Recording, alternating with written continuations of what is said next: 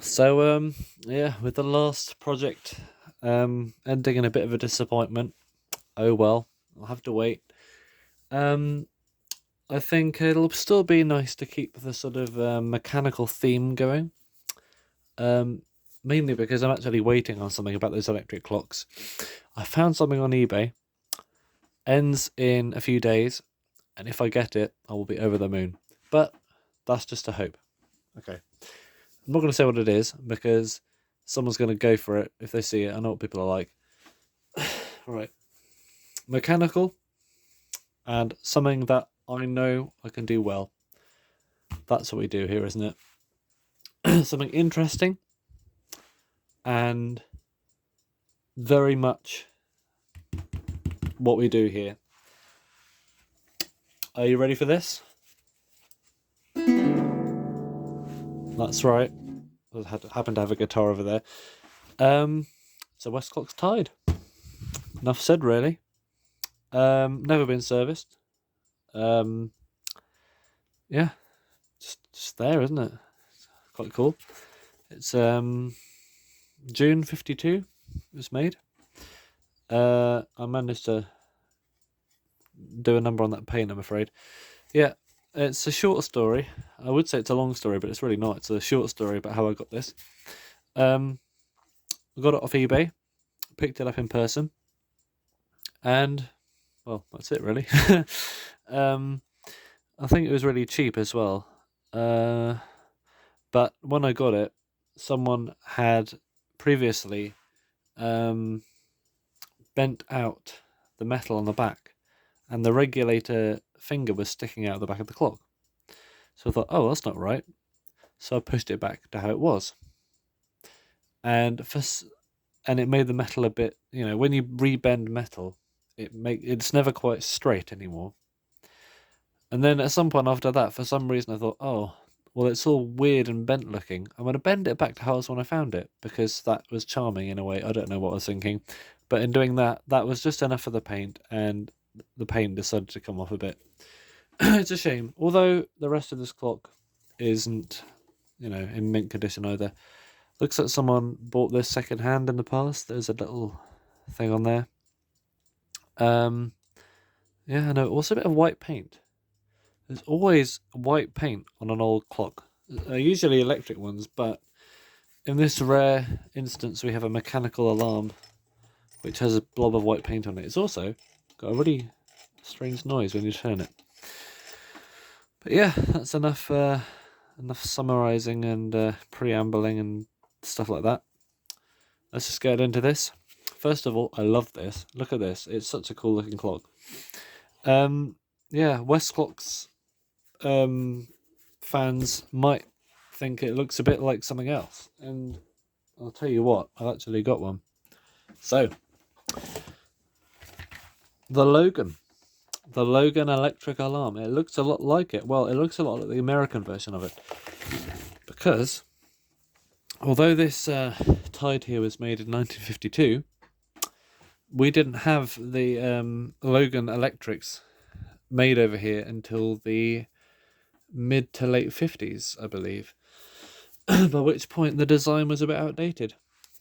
So the Logan, at its debut in the UK, had this style, or something like it anyway. It was either this style or a black one. I think they went sort of along each other, but this one has a very interesting plastic dial, and these modern hands, and looks quite good. Although, to be honest, I kind of like the one on the right. It's the original design for the case. Actually, it's not at all. It's not the original design for the case at all. The original design for the case is the American Tide and Country Club. And they came in black only, I think. Maybe they were brown as well. A different dial design. Forget that. But this is as the design the Logan had. God, 4 minutes and 47 of me talking about it and not actually opening it up. Well, hopefully you're here for a little bit of information as well as just seeing someone unscrew some stuff. So I may as well keep talking about it. Plus, I need a drink. yeah, so this is the Tide. Now the interesting thing is the Tide name. There was a previous generation of these made in America, and they had a rounded back on them, and that is because the Tide and the Country Club, which was the electric version of it from the 30s, and I believe the Country Club was based on the Tide or something like that. But over here, because the Logan case made in America was already there, even though we didn't make it here, it has this squared off back, which matches the Logan movement, which is slightly bigger than the Tide Country Club movement. And therefore the Tide here was based on the Logan instead of the other way around. I like the reusing of the name Tide. There is an advert from a newspaper online. I think I found somewhere that's sort of talking about this as, oh, Westclox Tide. Yeah, it's cool. It's a cool clock. And after this, they still use the case, but with this design, a mechanical one, with this case and this dial. It was called the Fortune, the Westclox Fortune, and that's also a reused name because in America there was a model called the Fortune from the 30s, so they must have reused the name. It's a good name, although it doesn't. I don't know. Something about this dial. It's cool, but I just like the more simple, standard printing on a piece of paper instead of fancy embossed plastic with gold inlay and a weird sort of, I don't know how to describe that. It looks sort of like a muddy, like dried mud, like a mud desert kind of design. Yeah, it's cool. It's a cool design, but yeah, I like this one. Anyway, enough about that. Let's tear it open. I'm missing a screw somewhere.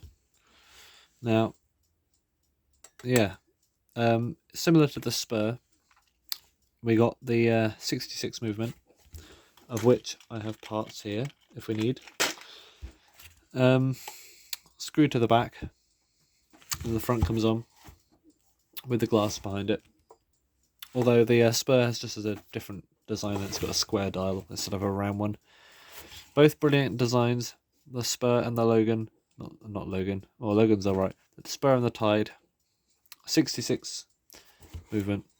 Yeah, I'm just going to keep talking about this. I'm not going to actually open it up. Alright. Now to get this open, where's my black screwdriver? We have the original rusty bolts. Now the top one can come out all the way, but these ones I can get away with just undoing them a little bit. And that is because, get ready for it. Oh, it slides out. Look at that. Okay, I'll get to that bit in a second. Now here we have the Tide without the front on it. Kind of obvious actually what it is, but you never know. If you're doing why would you watch one of these videos without the screen on? I don't know. Anyway, the dial and hands should come off eventually.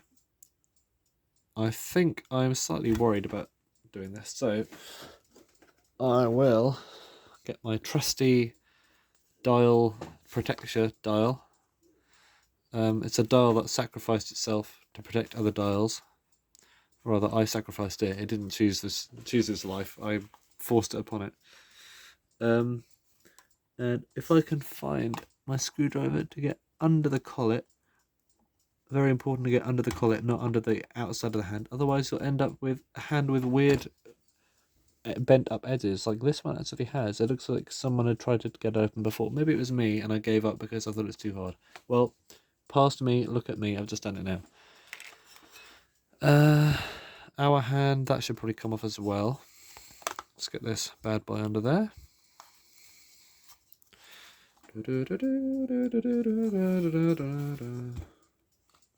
Usually we could just pull off our hands with the fingers, and look, I proved myself right.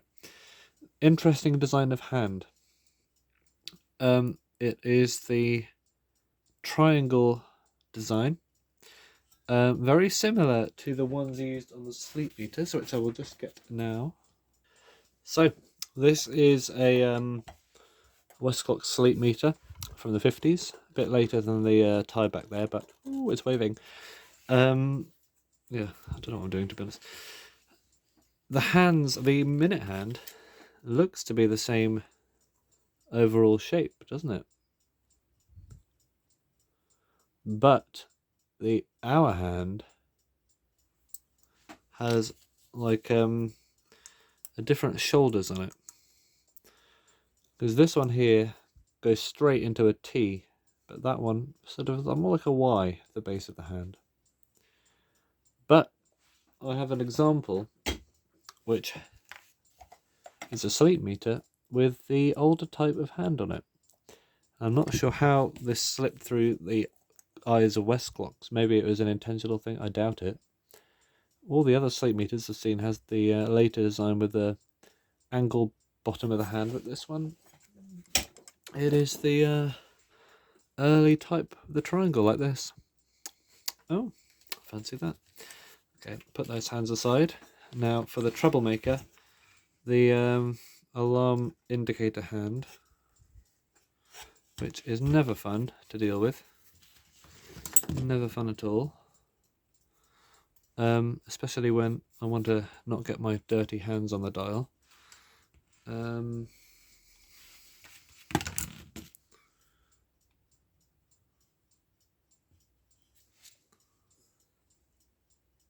Oh, huzzah.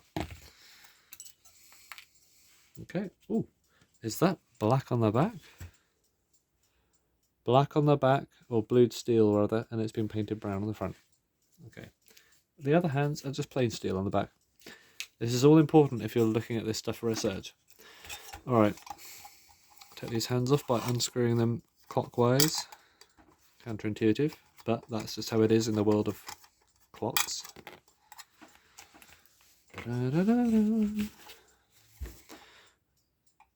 we undo our bolty walties.